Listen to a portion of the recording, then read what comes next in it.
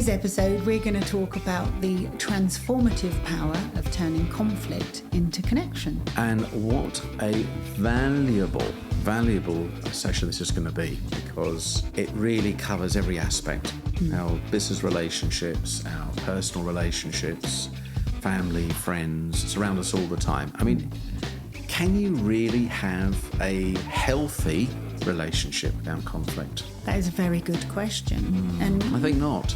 I mean, is it a relationship without some form of conflict? Because we've got two separate human beings. Surely that's inevitable. Two different sets of beliefs, views of the world. It's inevitable.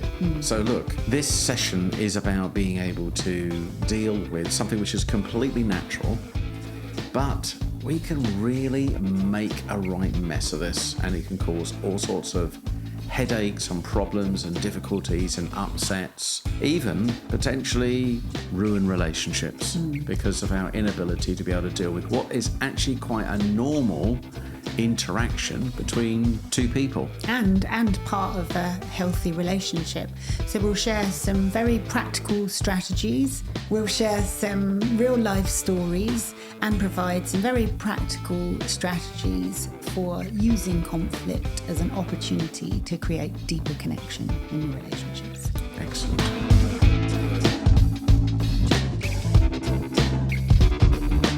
A good place to start, I think, is to understand what we mean by conflict. And actually, what it means to me is very likely to be different to what it means to you. So the first thing is important to acknowledge that it's the baseline we're attaching to when we're starting to feel conflict. For one person, it could literally just be a slight look of disapproval on someone's face. And we all know what that's like, particularly if it's a loved one and there's a disapproving look. It can trigger us into feeling a sense of, this is going to be, we've got a conflicting view. Yeah. For others, it needs to be a full-scale argument before they're even registering it on the scale of, looks like we're going into a bit of conflict here, or starting to get triggered by it. So there's almost like a sensitivity scale. Yes, exactly. That can be applied to it. Yeah. And at its core then is what we're talking about is some sort of polarization of views. I have a different view to you about something. And that could be even we are or are not in conflict. Well, that's a point of, that's a trigger in itself. Why are you getting so bent out of shape? What's the matter with you? Yeah. Why are you getting so upset? That even that comment right at the beginning, when somebody is seeing someone disapprove them, that in itself becomes, it is actually less now about the actual communication itself and more about actually how you're handling it. And that's a big issue, isn't it? Because the content, the thing we're disagreeing on, is actually become much less of an issue. Yes. What is becoming the issue is the way you are not listening, disagreeing with me, having a different point of view, or whatever it is. That is really, if we're really truthful about it, that's the bit that hurts. That's the bit that we causes us to get emotionally triggered. And that's the bit we're responding to, not the actual disagreement itself. Yeah, and even sometimes, and I know that I'm guilty of this with Matt, sometimes I can't even remember what I'm arguing about in the first place. But it feels good at the time. But I'm definitely going to win. Sorry, Matt. So, look, I think that's the thing, isn't it? Just to acknowledge that it's part and parcel of a relationship. And when we recognise, if you can have the tools to, first of all, recognise how you personally get triggered and know that is something to do with you, not necessarily the other person. If you can notice your style, we'll talk a little bit about that in a minute, how do you respond to conflict? So observing yourself in that moment. And then lastly, if you can have the tools to be able to steer your way out of it, or at least help the other person, whom you're with, be able to resolve that situation. So those are the things we really want to cover. Yeah, and I think key to it is really we're going to provide strategies to help you open things up and not close things down, because I think that sometimes is always the very unhealthy trying to close something down. This is the opportunity for healthy dialogue. And that's what we were tools to do referring it. to earlier about, the idea that it's a healthy part of a relationship, because we then begin to understand each other. As you said earlier, it's an opportunity to get a deeper connection. We're both familiar, Lisa, with the work of Patrick Lencioni, Yeah. The 5 Dysfunctions of a Team. And he uses the phrase in there, artificial harmony, which I know when I was speaking to corporate audiences, they immediately recognise that. You're in a meeting, you're having a conversation, and there is there is clearly some underlying disagreement. But for fear of upsetting somebody, wanting to avoid conflict, we then embark on a journey of artificial harmony. So we're pretending all to agree with each other. Yep. No one's speaking to their truth. No one's having the courage to speak up. Your real honest views get suppressed and pushed down. And those views that are not expressed in that meeting will almost inevitably express themselves in uglier ways outside of that meeting. Absolutely. And all interactions that we have, positive and negative, will leave a residue in some way. And that residue will build up over time and come out in a less constructive way. And when it does come out, it comes out like a fire hose of consciousness blasting at you. And you're thinking to yourself, well, geez, that's a slightly exaggerated response given the nature of the situation. It seems out of proportion to the event at the time, but because it's been building up over a period of time, when it does come out, who's recognising this? Who's listening to this? I reckon all of us. Yeah. All right. And you feel that pent-up anger. And that could be in the workplace. It could be with a relative. It could be with a family member. It could be with your husband, wife, partner, etc. And you feel, right, you've got this coming to you. Right. I've had enough of you. Yeah, the satisfaction of the build-up and the opportunity to release. You just can't. You're almost enjoying it. Right. That's where it just... And of course, those, as you said, those moments then leave a mark. And if they're not dealt with, again, they're embedded down. And then over a period of time, that's where the issues start to occur. And that's, let's face it, relationships don't end suddenly. When somebody says the relationship just suddenly broke down, or my partner suddenly left me, he or she didn't suddenly leave you. They were been thinking about leaving you for a long time. And they've been probably hinting at it for some time as well. You just weren't taking any notice. So it doesn't happen suddenly. There's no such thing as a suddenly syndrome. No. You've been building up towards it. And that's why we're arguing very strongly here to develop these skills, because in any shape or form, it just leads to unhealthy outcomes in the long term. And we're not saying that, a healthy relationship is one where conflict is present all the time, far from it. But it's more the balance between addressing conflict in a healthy way. There is the American psychologist Dr. John Gottman says that there needs to be a ratio, positive interactions to maybe conflict or negative interactions, 1 to 5. So 5 more positive than negative. Yeah. But what he strongly advocates is that it is part of a healthy relationship. So don't think that it's either got to be present all the time or not there at all. It's just part and parcel. I wonder how many people listening to this are thinking, yeah, that's about my ratio. Yeah. I think probably the other way around, actually, right? Yeah. 5 negatives, 1, if at all, a positive. Yeah. So that's very, very good, his work, by the way. We'd highly recommend his work. And I think the interesting thing as well is that, and I think we mentioned it earlier, that conflict, people have different tolerance levels to conflict. So people recognise conflict at differing ends of a scale. And I think people have different tolerance levels as well. So in my husband Matt's family, for example, they're not fiery, but conflict is a very healthy part, of it's their like the normal relationship. way of communicating. Yeah, it is. There's a good strong Irish and Scottish, blood in there. Yeah. And they are very used to expressing their views quite strongly. Whereas in my family, we haven't really engaged in conflict much, and maybe more unhealthily. It's not something we would tend to hold things to ourselves for fear of upsetting the other person. Well, you yourself are very well practiced in that art. What, of conflict? No, or... abiling it. Yeah, gosh, yeah. Yeah, you just sort of slide your way around it and navigate your way through. Yeah, I mean, Matt wouldn't say that. No. Well, maybe you feel safer with him. That's the difference, right? Yeah. That's a difference. But no, I mean, I'm not a conflict lover at all. No, not at all. Okay, so actually, what about responses to it? So, I mean, just for people to recognise that, how do you, when we talk about, different tolerances, and then there are different responses. So, what are some of the responses?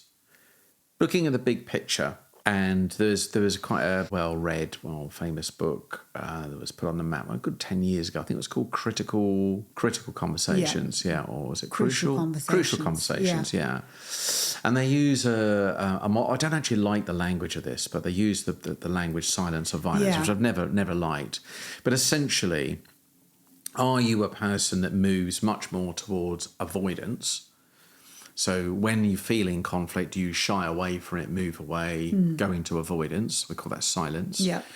Or are you a person that leans into it very quickly and gets quite reactionary towards it? And we call that violence, which I don't like the word. But the essence is, are you on a scale? There's a continuum between that scale. And, of course, that then plays itself out. If someone is more into silence, another person's more into being more reactionary, that produces an outcome. You've got two people that are more in avoidance. Yeah. If you've got two people that are very reactionary, you can kind of conclude yourself that neither of these are healthy. No. So the goal is to come towards the middle. Yeah, and really it's useful to remember that the thing that's going on in our brains at the very core of this is our need to feel safe. Mm-hmm. And if we feel like we are becoming unsafe in a conversation, then we will react with one of these things. Yeah. So it's only our brain doing its job. Keeping us safe, yeah. Uh-huh. But it can be done in a way that maintains the safety of both parties. And we'll get to how we do that, because that is absolutely at the heart of probably the number one skill. Yeah. Is to be able to bring people back to a position of safety. So if you're observing somebody, you're seeing them reacting, either becoming silent or violent, it's a result of not feeling safe. So our job, your job, is to bring somebody back into safety. And I would just say this, that anybody listening to this, that it's very easy to go into a critical mode about somebody's inability to be able to deal with conflict. I think if you are equipped with a natural propensity to be a more empathic communicator, or, maybe you've had the good fortune of having some good, development and training in this area, take the higher ground. Don't criticise the other person. See it as your job to help the other person. Don't patronise. I'm talking about a patron, I'm much more skilled than you, let me help you get there. But take the view that if that person doesn't have the skills to get there, you should be the person that steps in and helps guide the conversation to a better place. And I think there's also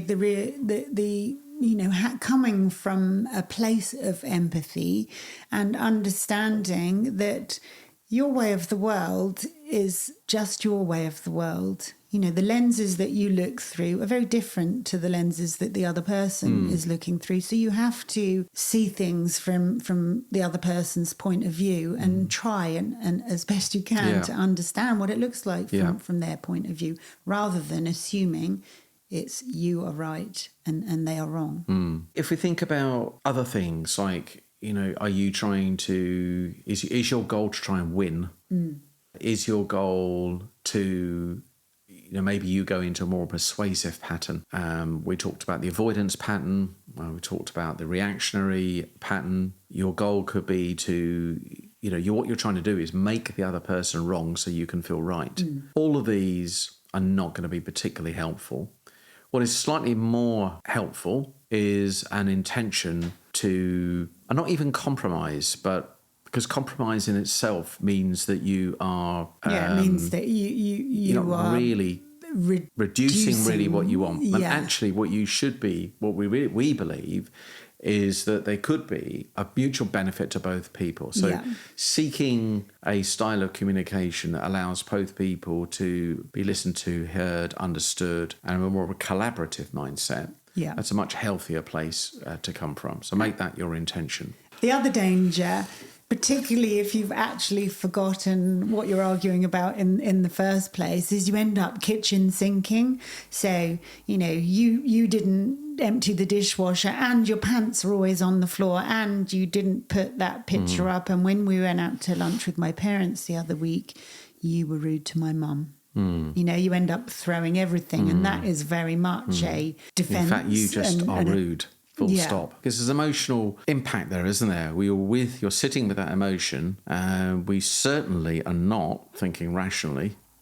So we go to an emotional state, and therefore an emotional response. And of course, then we respond to that emotion, and then it just goes into a massive downward spiral. Yeah. I was listening to a great podcast this morning with Andrew Huberman and Becky Kennedy. She's a relationship expert.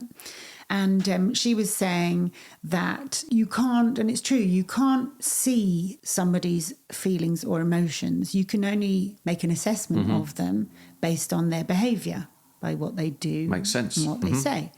So in doing that, though, are you truly being empathic? Because if you are observing someone's behaviour and saying you're frustrated, it might not be that case at all. What you need to do is actually understand what the truth is from their point of view, not your assumption of it. Okay. And we've got some great tools for doing that. So we're going to look at some specific tools. Just before we get into those tools, just acknowledging, because, look, I think most people listening to this can recognise what we're talking about.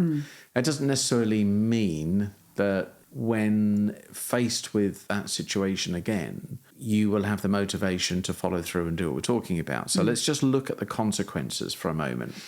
I just want to heavily stack here the consequences of not dealing or not being great at dealing with conflict. Let's just name a few of those things. Particularly, in all relationships, not dealing with conflict leaves that residue over time and will damage trust. And trust, as we know, is the cornerstone of business, personal, all relationships. Yep. Another one would be that what doesn't get resolved generally gets worse, not better. I'll part this up. Yeah, I don't feel this right time. You wait another week. They do the same thing again. It's still building up inside you. Park it up again because it's not the right time. And it goes on. And now you're 4 or 5 weeks from the first event. You're now ready to explode. You finally do confront the person and have the conversation with them. Now what becomes even a bigger issue is the fact you haven't told them. In fact, you've waited 6 weeks. And this is winding them up even more. So the delaying of the inevitable needing to deal with this just makes things worse. Yeah. And you're just not... And because it's built up, you're starting all through that period of time, you're looking for evidence to prove your original point of view because you haven't had the full understanding. Yeah.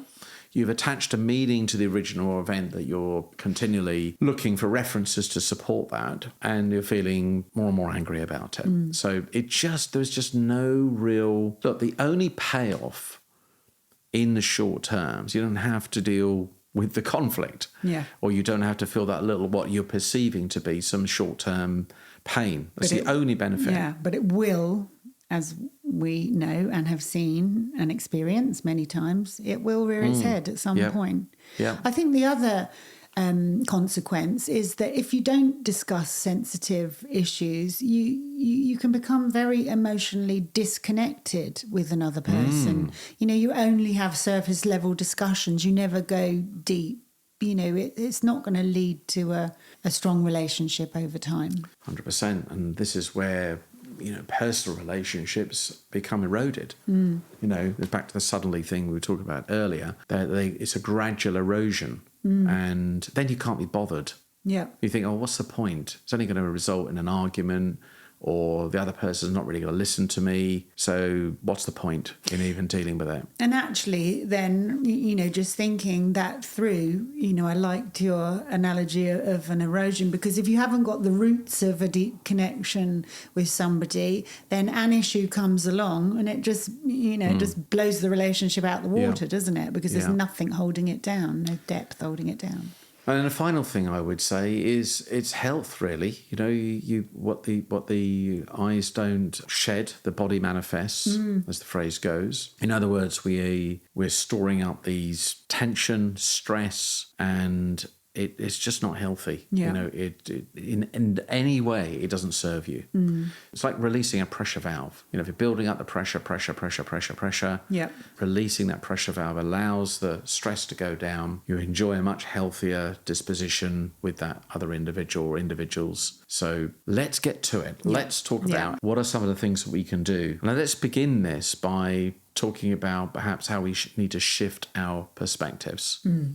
It's also an opportunity to grow individually as well, because, if you use a limited number of words in when you're feeling a strong emotion saying, I'm fine, it doesn't actually help you explore truly how you're feeling about a situation. But if you can express how you feel to another person, then it enables you to grow and understand why you're triggered and by the situation.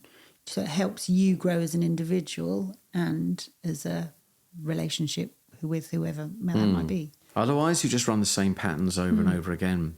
And so I do think that any work I've ever done on myself has required me to pay conscious attention to it, slow down, think about it, and go inward, do the work on yourself. That's where, as you say, you realize and recognize your own patterns of behavior and how you potentially are contributing to the situation, to the conflict.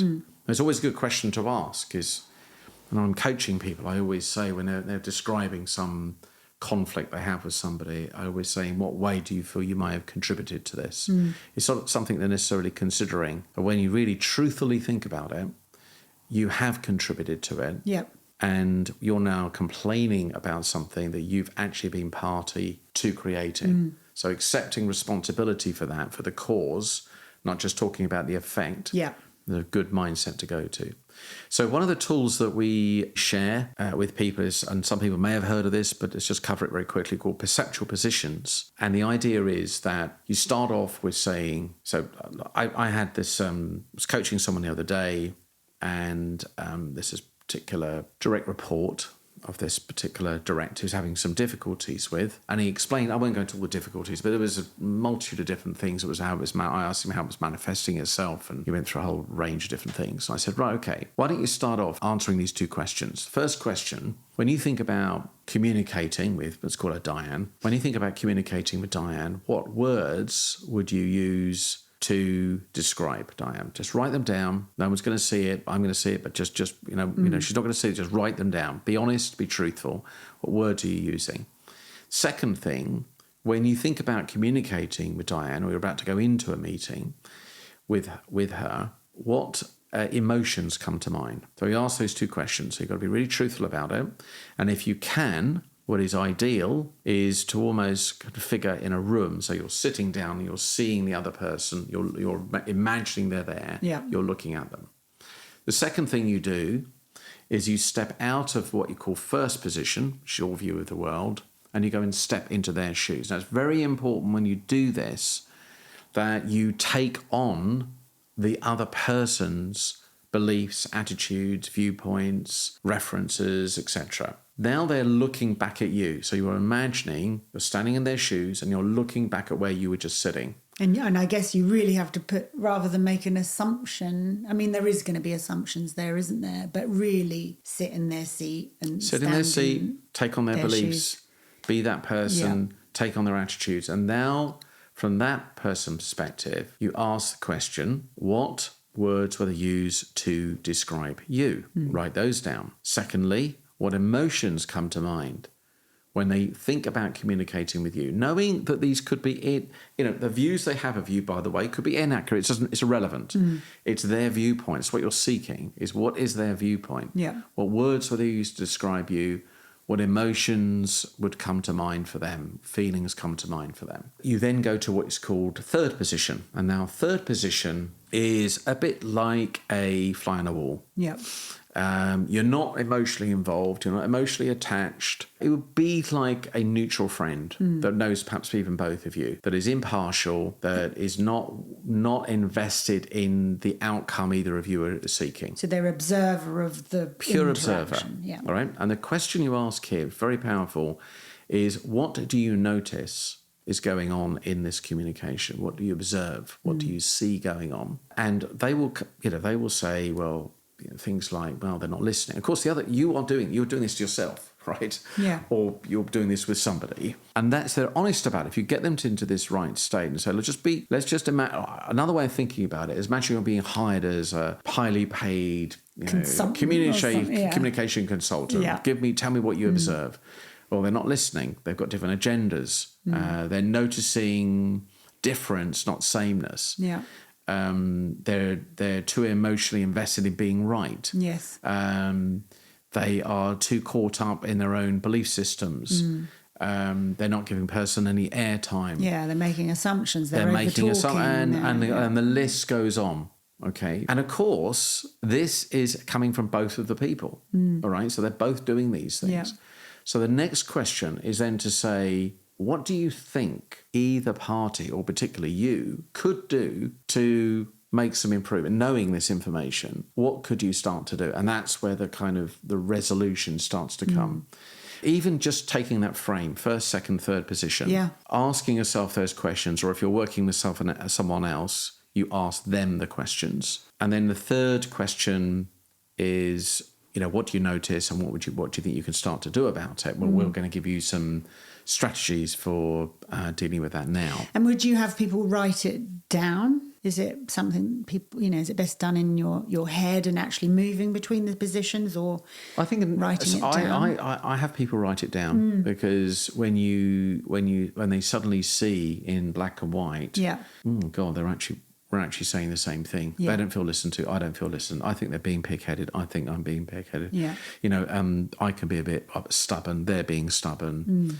They're more interested in being right. Look, I can see where the problem is here. So you're never going to come together. And of course, as I said earlier, that somebody needs to make the move. Yeah. And as I was coming back to earlier, you've got to decide to take the higher ground here. But does taking the higher ground mean, we've both read quite a bit about transactional analysis and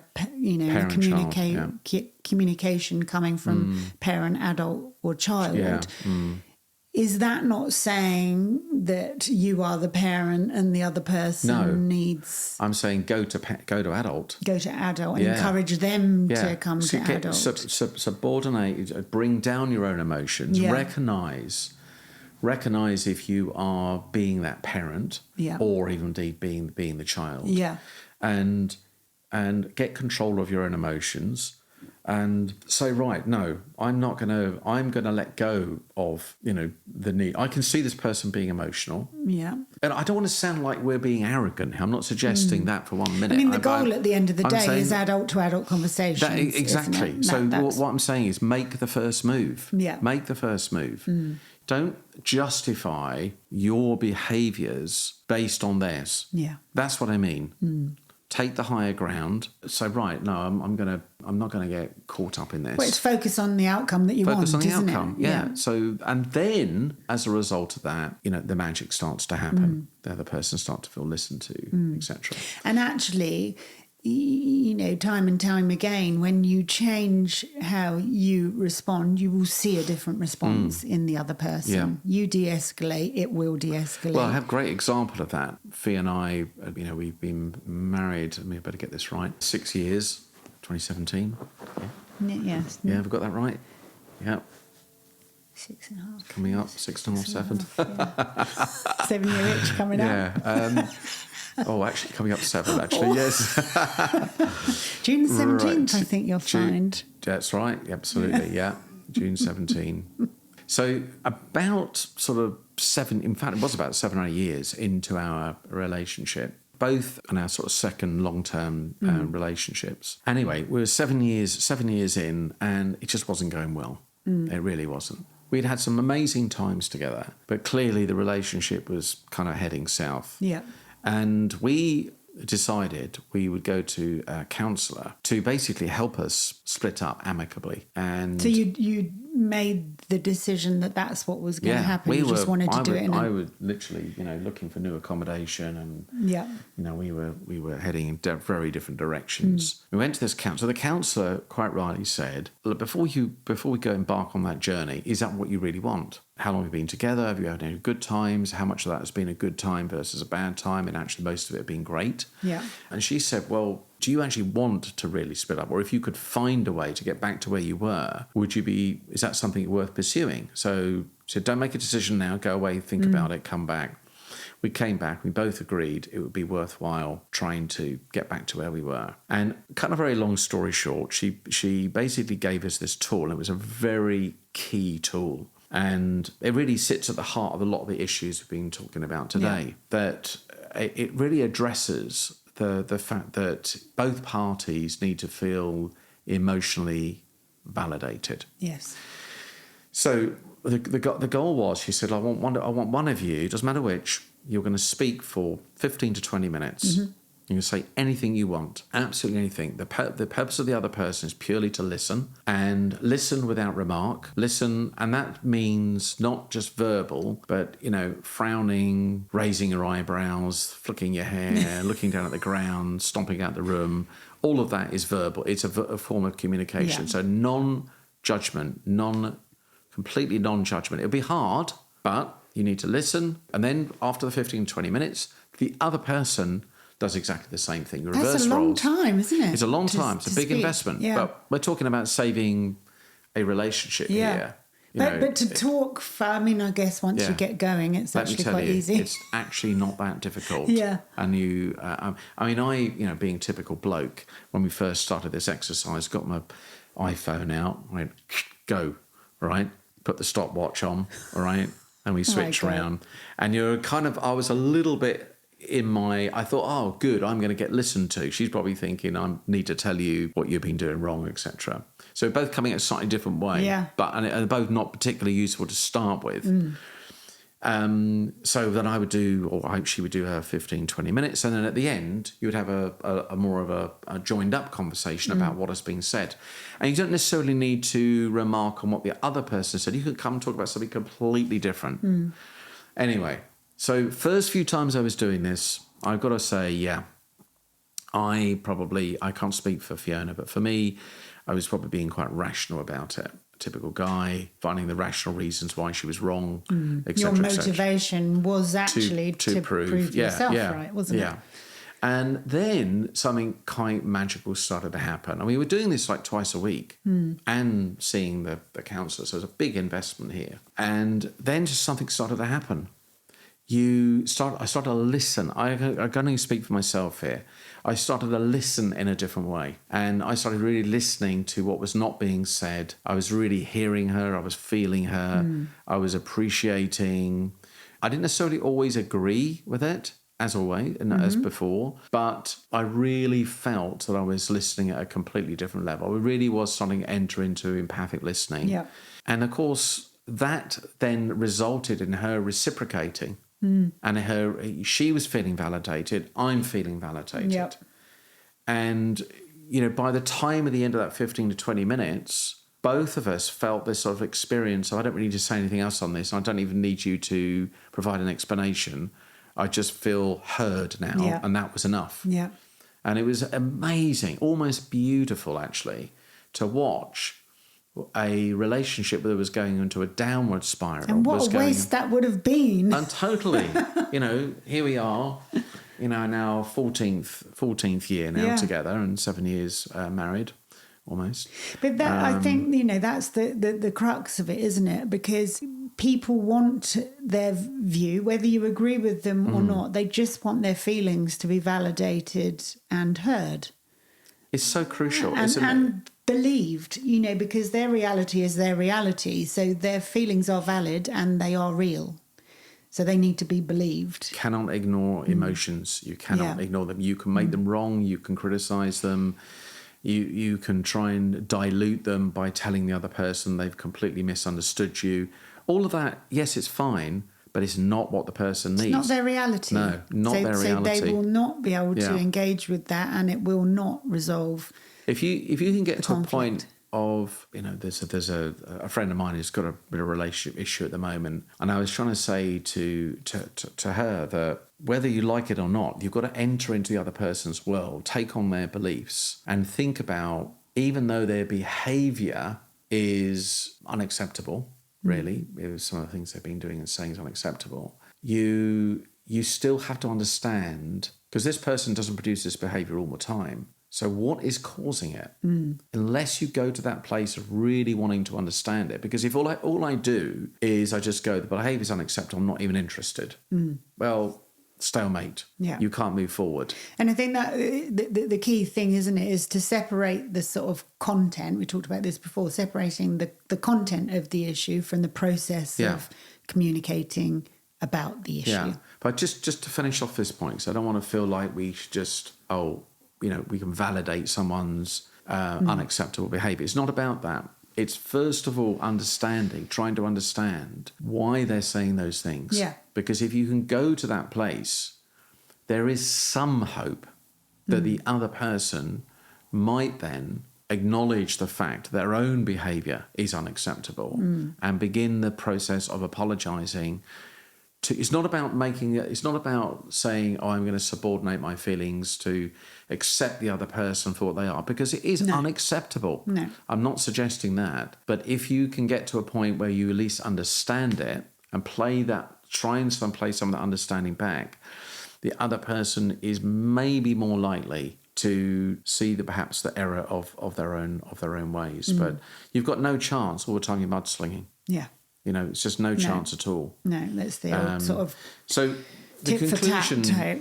It is. I mean, we were in a very, very bad place as well. I mean, that was, we've all been there in relationships. And there's a big difference, I know particularly in personal relationships, less so in the workplace, but you can continue loving somebody but just not like them. And liking becomes equally important to loving. Yeah. In fact, the fact you love somebody makes it even more painful. But if you stop liking the person, you just stop communicating with them. So I say the essence of that liking, you stop liking them because they're not validating you. You're not validating each other. When you feel listened to, you start liking the person. Like, I really like you. You're making me feel good. Yeah. And you feel safe in that interaction. I think what that perceptual positions exercise does is really reinforce, obviously, the point of seeing it from someone else's point of view. And, there is the saying, treat people as you would like to be treated, but actually you need to treat people as they want to be treated. Absolutely. And I think that highlights that perfectly. Yeah, well, good for kindergarten kids, right? That's what we're taught in primary school, aren't we? That adage. But actually treating others they wish to be treated, as they wish to be treated, as they wish to be communicated is I think is a very powerful mindset to come into any communication. I know you like information in this way, at this level of detail, in this style. That's you really demonstrating empathy. I think that brings another key point in any communication. If you start with the idea that you're setting, what is your actual intention here? Because all those things we spoke about earlier, I don't think that people are necessarily wanting to fall into some sort of communication trap and causing negative response. But they find themselves in that position because they haven't set their intention. They haven't thought about, hold on a minute, am I trying to be right here? I am. Actually, hold on a minute. My focus is about being right. It's about looking at the motivation for your point or your behaviour. You set your intention, as we alluded to earlier, that is, I actually want a more harmonious relationship. I want us to be able to agree on something where we can continue to work together.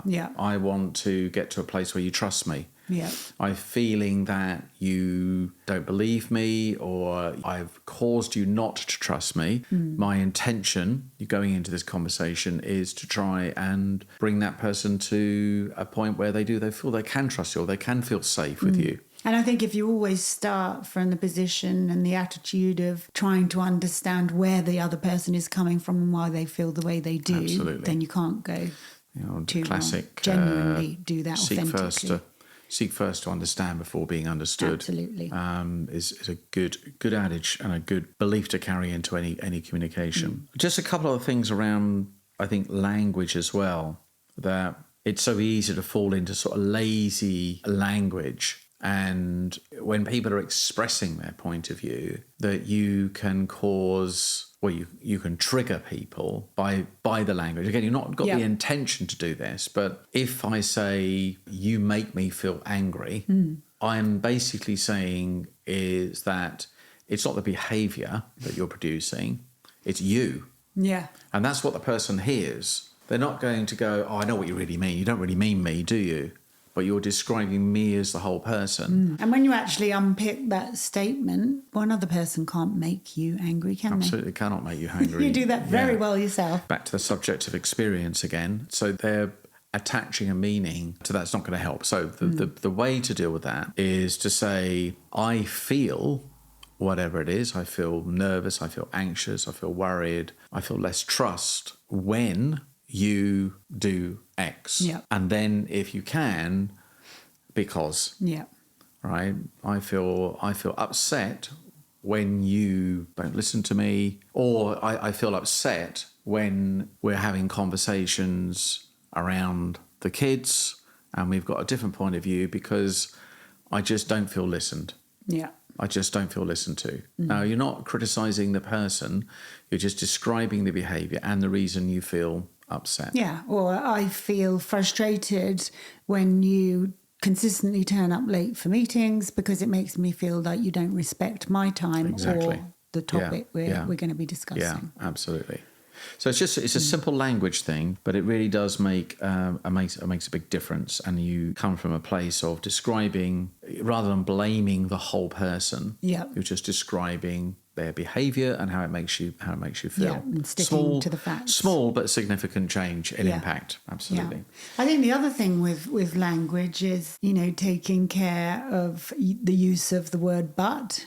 As well. Yeah. I know you said you were going to do that, but I understand your point of view, but la la la. In other words, you're discrediting everything that's said before the word but. Yeah. So it's best to use the word and instead. It's a small but subtle change. I'm sure many people have heard this before, but if you're having a different point of view, you might say to somebody, I've heard what you said. Or you might even repeat back to them, what I'm hearing from you is that when I do X, it makes you feel this way, or you have an experience that, whatever that experience is, and then you say and rather than but, you then just simply use the word and instead. But just negates and adds to. It's like I'm saying, you have this set of beliefs, or you have this opinion, and I have this. I'm not saying you're right or I'm right or whatever. It's just a different point of view. Yeah. I really appreciate that the project has got behind, and you certainly feel that maybe some of my team members haven't been putting all their effort into this. They're making it their priority. And what has definitely happened over the last couple of months is that we've been pulled onto other projects, we've had other priorities, we've had blah, blah, blah, etc., etc. I think the other thing that goes, alongside the language you use is your ability to demonstrate that you are listening to somebody, because people need to feel heard, and if someone's thinking, locking and loading what they're going to say next, or talks over the other person, or interrupts them, or finishes their sentences for them, it's not demonstrating that you're really being empathic and listening. So it's really key, and you brought it up in your example that you used about the conversations you had with you and Fee. You went to another level of listening. You really heard her point of view, and it had dramatic effects on the way she felt. I think the late Stephen Covey used to call that listening with the eyes for feeling. And that's that is empathic listening, isn't it? You do see some people and you feel that they're sort of using a listening technique where they're simply just being quiet whilst you're speaking. Or going, And then as soon as they do open their mouth, it's about something completely different. It has no reference to what you've said previously. And clearly you've not been listening to them at all. You've just been waiting for your turn to speak. So they're not exactly empathic listening. Empathic listening requires effort, requires energy. It requires you to really lean in and want and have a real genuine desire to understand where someone else is genuinely coming from. And to understand that might be producing a different emotion. It's not necessarily to either agree or disagree. It's purely, if you make your intention to want to understand, it makes a huge difference. Yeah, Lisa, you were telling me a little bit about this Toltec wisdom, which I thought was good. It's not like it's new in terms of things we haven't done or people don't necessarily know, but I do like the little 4-step framework, and let's just go through those. Yeah, it's a book that I came across called The Four Agreements, and it's four sort of rules for life, really, and to live by. And I think it's quite useful in the context of having conversations and overcoming and turning conflict into connection. It is a lovely little book. Yeah. One of Colin Hyle's favourites, actually. Oh, Recommended it to me. indeed? Yeah, he's a big fan. We'll definitely be linking that one in the show notes then. Yeah. So the first of these is be impeccable with your word. So only say what you mean and use your words in the direction of truth and love. So, if you live by that, your intention by what you're saying is not to hurt somebody. It is, for the purpose of connection, really, and truth. So is that not... What does that mean? What would you not be doing? What are you not doing? Are you not spilling into opinions? In the context of conflict, I would say that would mean you don't throw out, words in anger or flippant. Exactly. You always do this, you always do that. You're actually using words very carefully and only saying, what you authentically mean. So, in the context of this, I think that is a very good cornerstone behaviour to stand by. And the second one is about not taking anything personally. Remembering that quite often what people are saying to you or being very strong about and being very emotional about is often projection. It's it's something to do with them, not necessarily to do with you. Therefore, if you can let that happen, sit with it, don't respond to it, and recognise that, look, we've all been in conversations where you hear somebody saying something about you and you think, in your mind, you're thinking, my God, you're actually describing yourself. Because that's how they know not to like it. Yeah, exactly. It's like behind the curtain. It's in the dark. It's the shadow behaviour that I really dislike people who are so annoyingly passive, but actually I know they're angry. And the reason you're getting angry about it is because you don't like that quality in yourself. The third of these wisdoms is don't make assumptions. So 2 sides to that. The first is making sure that you have the courage to ask questions of others to make sure you understand the root of where they are coming from, but also asking questions of yourself and having the courage to ask questions of yourself to really dig down into why you may be feeling the way you are. So rather than thinking about an interaction at a very surface level, dig deep and really understand what the root causes are. It is a point of antagonism when somebody starts describing to you what you mean by something. I know for myself that is definitely a bit of a red flag when somebody starts saying, you did this, therefore it means this. And I'm thinking, well, actually, it wasn't that at all. I might have used a clumsy word or a phrase, but there is no way I meant that. But they've attached a different meaning to it. Yeah. And as we know, the meaning of communication is the response that it generates. Gets, But I agree, that's totally frustrating, especially when someone says, you obviously think this.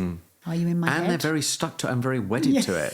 Very wedded to it. And that, even more annoying. Yeah. That's really, really difficult to, I know personally for me, to let go of. And you again, it's hard because you want to defend yourself. You want to, hold on, that is an untruth. That is not the truth. And therefore we go to that place again where we feel we need to correct. It's really tough. Yeah. It is tough, but sometimes you just have to let go of it. Yeah. Finally, this is all the last one is all about doing your best. Yeah. Which is about really not sort of leaving anything on the table, not leaving that communication and coming back and going, well, I really wish I'd actually said what I really felt. Or I regret saying this. Yeah. Yeah. I'm annoyed with myself because I didn't do this or I didn't say that. And then you find yourself complaining to someone else about what you haven't said. Well, that person has got absolutely no chance of rectifying their behaviour, moderating their behaviour, apologising, unless you tell them.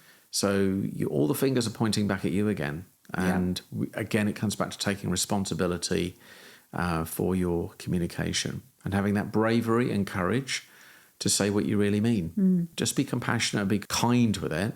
And most of the time, not always, most of the time people will reciprocate. Yeah. So four lovely pieces of wisdom that we think are really good foundations for resolving conflict resourcefully. Be impeccable with your word. Don't take anything personally. Don't make assumptions and always do your best. A couple of other strategies before we finish that might be useful. One is from a book that called, I think we've already referenced before, called Fight Right. It's definitely more focused on conflict in marital relationships. It's by a husband and wife, actually. Oh. So hopefully they've resolved any... They've had one or two punch-ups in there. Luckily, it ended up in a book. Well, there you go. Actually, inside there are several stories from their own personal examples. I'm sure there are, yeah. Yeah, Julie Schwartz-Gottman and Dr. John Gottman. Ah, John Gottman. Yeah. Brilliant, yeah. Yeah, it's a very good book. Yeah, they start by making it more gentle at the start of the very first thing you say, people are very alerted to. Yeah. So if you start with a criticism, game over straight away. You've immediately fired up someone's fight or flight system. Yeah. And you've put them into a place where they don't want to listen. Yeah. So by being a bit more gentle in your communication, and as we, I feel X, you remember to use the language we spoke about earlier. Yeah. Rather than coming in and saying, you piss me off, you really make me angry, you really annoyed me. You describe the emotion that you're experiencing. You describe the situation where it happens. And I think what they talk about is saying what I really need from you is this. Yeah. You're not making the person wrong. You're not criticising them. You're expressing to them what you really need from them when these situations happen. And that leads on to the next one, which is about staying collaborative. And staying collaborative means keeping things safe for both parties to be able to, participate in the conversation in a way that they do feel safe. So if at any point you feel emotions rising or the situation getting uncollaborative, then the best thing to do is actually to take a break from the conversation and then come back when those emotions have been diffused. Yeah. Again, it's when you go into fight or flight, you're never going to be, you're in protective mode and you're looking to defend yourself. When you bring yourself back into your neocortex, your higher brain, you're being a bit more rational about it, and you can see the world as it is, not as you are. You see more clearly, and it's a classic thing, isn't it? At work, we get annoyed about something, we react, we start writing out an email, someone distracts us, we come back to the email, we look at it, and we think, my goodness me, I'm glad I didn't send that. Yeah, and we often regret what we say when we're emotional. So.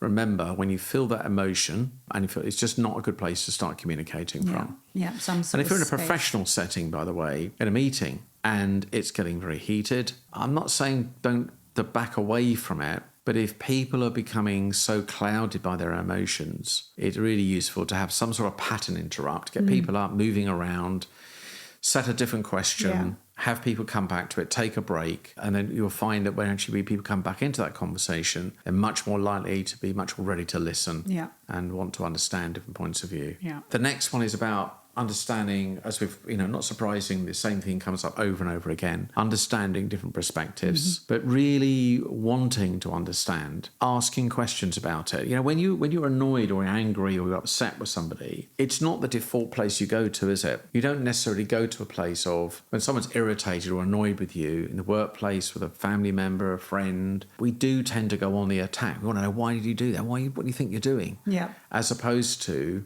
clearly something's upset you here. Something's upset you. I've upset you. Tell me a little bit about what's going on. What's happened? Yeah. And then by, again, seeking those different perspectives, enable you to understand and maybe able to, appease the situation in a calmer way. Yeah. The next one they talk about is finding areas of flexibility. So there's a Japanese Aikido phrase which means yield to win.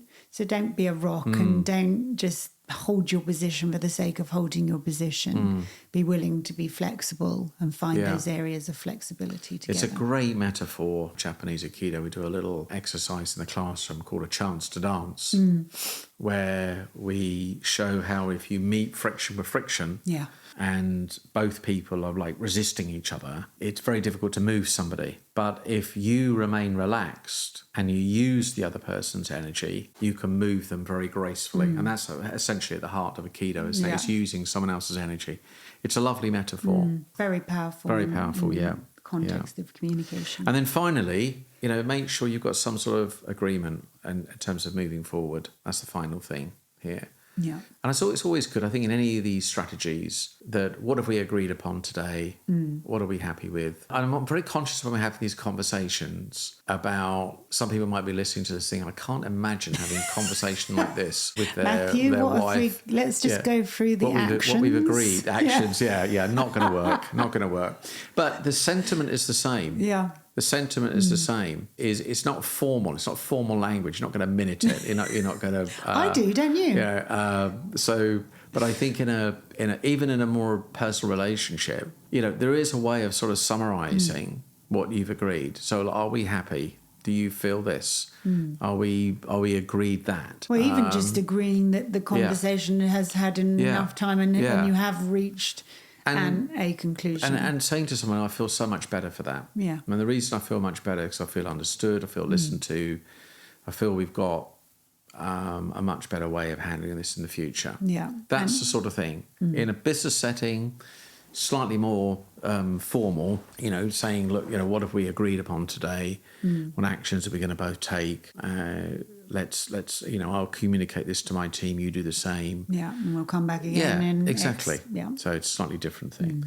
So finally, we have a program, again, we use kind of corporately, and this is a big subject. So this is like, we spend a day on talking about challenging conversations, and companies really enjoy this program because, let's face it, most problems are people problems, and most people problems are communication problems, and most communication problems are conflict problems. So actually having tools to be able to deal with conflict is a real master skill. Yeah.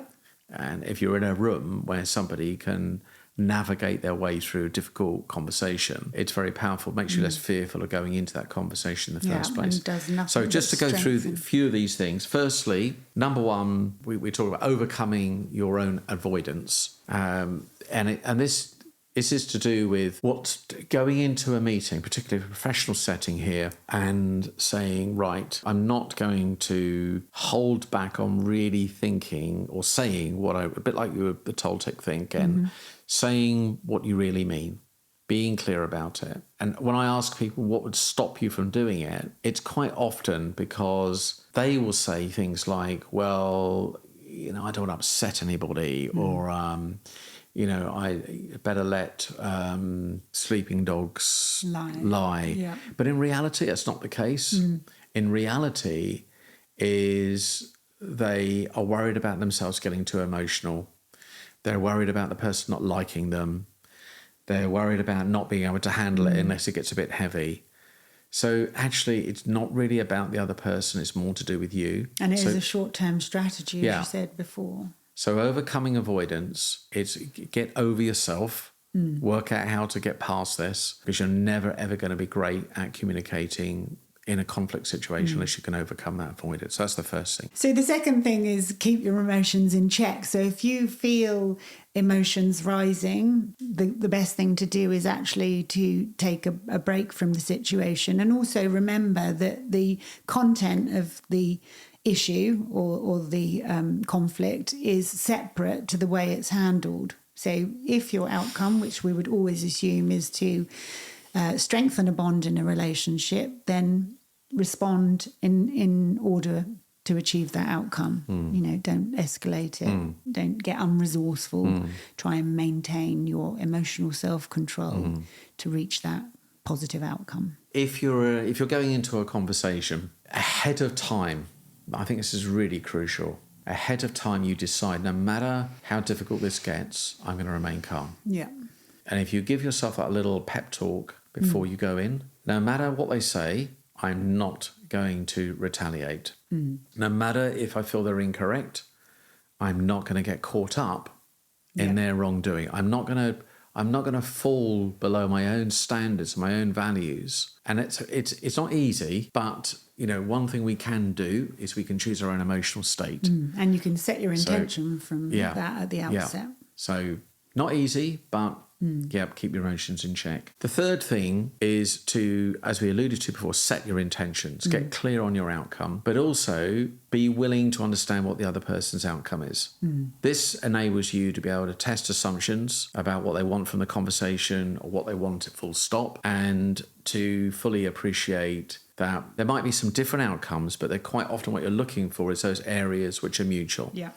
You might have something slightly different. I want it in blue, you want it in red, but actually we could both agree that maybe we have only 10% in red and 10% in blue and we have the rest in green, or whatever it might be. But it's looking for areas of, quite often actually, interestingly enough, in a conflicting situation, that both parties do actually want the same thing, or they're agreeing on lots of things, but the one thing that they're disagreeing on gets the focus. Yeah. So but by being clear about what the other person wants and what you want, you suddenly realise, actually, hold on a minute, we've got a lot more in agreement than I first anticipated. So that's the third thing. Yeah. The fourth thing is around making it safe. And this is making sure that the environment is set, that you both feel safe to share your side of the story and you feel heard and your point of view, is respected. If you feel things are becoming unsafe, then again, that's time to take a break from the situation. Actually, this is not to be undermined in any way, this whole principle of psychological safety. If you remember that very famous study that was done in Google, where they researched, there's a specific name to the project, I can't think of the name of it, but there was a big project they did, and they were trying to work out really what is it that constitutes great teaming. And the number one thing that came out right at the top of the list, guess what, was psychological safety. Yeah. So it's critical to people being able to operate efficiently and effectively, more importantly, as a team, because people can speak to their truth, they can speak openly, people can feel free to say what they really want to say without fear of it coming back at them or having to defend themselves. So psychological safety, making it safe. Remember we spoke about earlier, if you're going into silence or violence, you need to come into that middle ground. Watch for those signs that you're moving out of safety and move yourself back into safety. Yeah. And then the final one, finding a common resolution. That's the, back to what we said in the last strategy, finishing off always with some mutually agreed, beneficial outcomes, strategies, whatever it is you're going to do. Very, very important to come to that. What have we agreed on? What do we both agree on? And checking that it feels equitable from both parties' absolutely point right. of view. Yeah. Otherwise, you've had a nice conversation and left undone, has a habit of going back to the same place again. And then we go back, I thought we had agreed, I thought this, I thought that, and all gets a bit messy and hazy. So table it, agree it, look each other in the eye, make sure you've got some, clear intentions about what you're going to do and how you're going to behave in the future. And maybe if you can, even a step further, is to say, how will we hold ourselves accountable to these outcomes? Again, I'm not suggesting you say this to your wife or your husband. this would work in that environment. But certainly in a professional setting, it certainly would. How are we going to hold ourselves accountable? Because let's face it, we've been getting it wrong for a long time. We've got to be kind to ourselves as we start to get things right. And we both might need some help in getting there. When we fall back a bit, we need to let each other know we're veering off the track we agreed to. How can we get ourselves back on track? So 5 things you can do there. Yeah, and we've covered a lot in this, conversation, the sources, what we mean by conflict, where it comes from, what happens when conflict is unresolved, and then hopefully some strategies that you can use, practical strategies to apply to, any situation when you find yourself in conflict in the future.